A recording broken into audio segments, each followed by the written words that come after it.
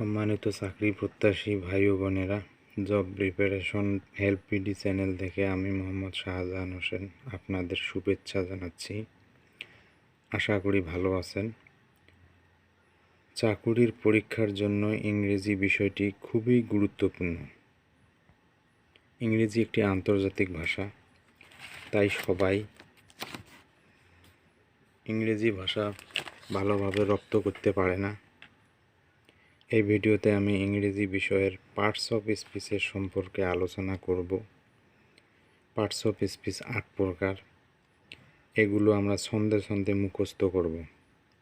তো শুরু করা যাক। ছন্দে ছন্দে পার্টস অফ স্পিচ।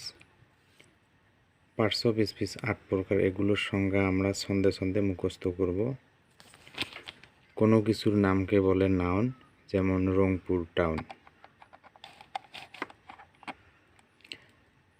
প্রোনাউনের ব্যবহার হয় এক শর্তে, নাউনের পরিবর্তে।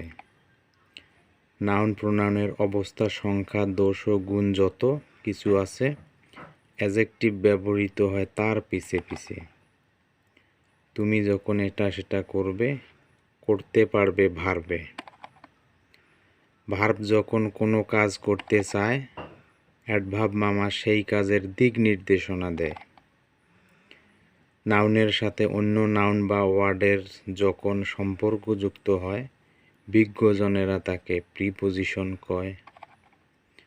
কনজাংশন ব্যবহৃত হয় তখন দুইটি শব্দ ও দুইটি বাক্যকে অ্যান্ড, বাট, অর, দেন যুক্ত করে যখন। হাসি, কান্না ও আবেগ প্রকাশ করি যেথা। ইন্টারজেকশন বলে আমি আছি সেটা। ধন্যবাদ সবাইকে।